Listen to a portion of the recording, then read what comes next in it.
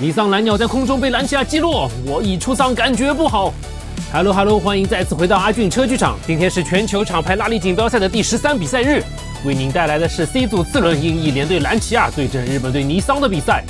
没想到 C 组的比赛会如此激烈，首轮结束后，第1到第4仅仅只差3分。没错，那我们赶紧来看一下双方的选手。兰奇亚这边依旧重拳出击，两辆获得过 WRC 年度冠军的车型，分别为6冠王德尔塔以及1冠的拉力037。而尼桑这边派出的则是蓝鸟510以及淑女 Fair Lady。今天是意大利拉力老炮对上东瀛精工，那么大家觉得谁会获胜呢？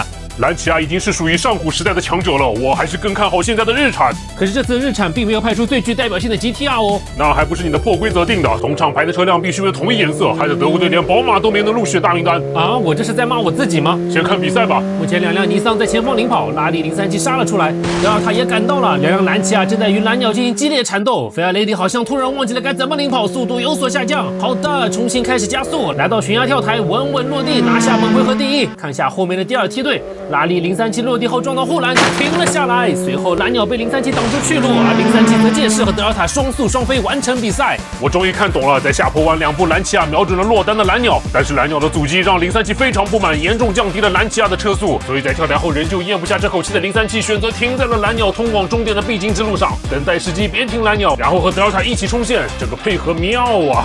你戏倒是蛮多的，阅读理解以前没少拿满分吧？因为这毕竟是拉力狠人兰奇亚，当年为了降低车重，都敢用纸糊的防滚架参加 WRC。我没记错的话，当年应该就是拉力037用纸糊支架在83年夺得冠，而且击败的正是此次同在 C 组的奥迪4驱 Quattro。那么来到第2轮，037这是什么本地人跑法？前内道秀倒车漂移，可惜失误了一点，看来还被后面的尼桑蓝鸟给超过了。这两辆车又开始恩怨情仇激情对抗，前面的德尔塔已经拉开了不小的差距，来到终点前顺利冲线拿下第1，后面蓝鸟落地翻车，不过被037顶着冲过了终点，分别拿下2、3名。兰奇亚真的是战斗属性拉满了，我都很担心日系车脆弱的车皮还能否坚持到第4回合。德尔塔这回合则是充分体现了当年6冠王的实力，翻滚2周依然可以稳住车身冲线，蓝鸟则直接是一个狗吃屎，估计是车头过重，没能够及时回正过来，不过还好分住了线路，挡在037之前完成了比赛。再来找下淑女2000，下坡弯出现打滑，连续旋转2周半后被迫停在了弯心里。那么本轮过后，在积分榜上兰奇亚暂时以12比8领先尼桑。我们稍作休息，马上进入下半场的比赛。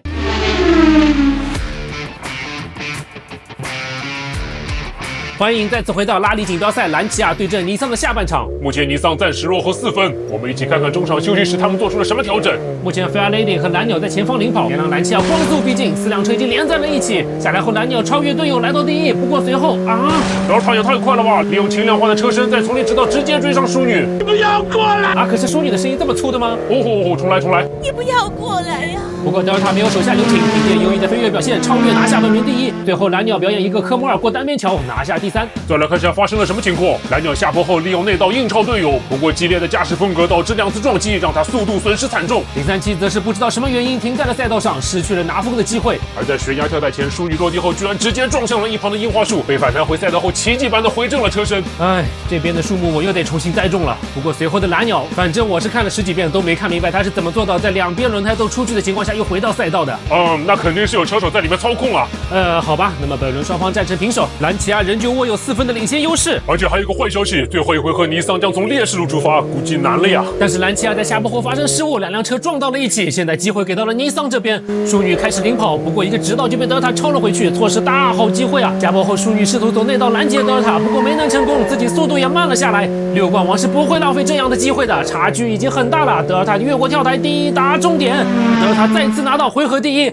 哇，他这是拿了多少个第1了？好像2个还是3个吧，一会儿再来看下。随后淑女2000已经赶到，拿下回合第2，随后拉力037翻回着拿下第3。来看一下回放，淑女率先进入雪地直道，但是不知道出于什么原因让出了赛车线，被德尔塔一脚地板又超过。最后在下坡后试图美式拦截德尔塔，不过距离不够，被德尔塔机敏的躲了过去。037短暂熄火后再次发动引擎，重新回到比赛序列。毕竟最终是积分更高者出现，不能浪费每一分可能的得分机会。而在终点前，大家都没有再犯任何错误，一次完成了冲线。那么最终凭借着德尔塔的优异发挥，兰奇亚以24比16拿下了这场比赛。德尔塔也成为了第4辆在一场比赛中至少获得3回合第1的车辆，目前已经晋升为和法拉利 F40、福特野马 GT、斯巴鲁翼豹一同上榜的王牌选手。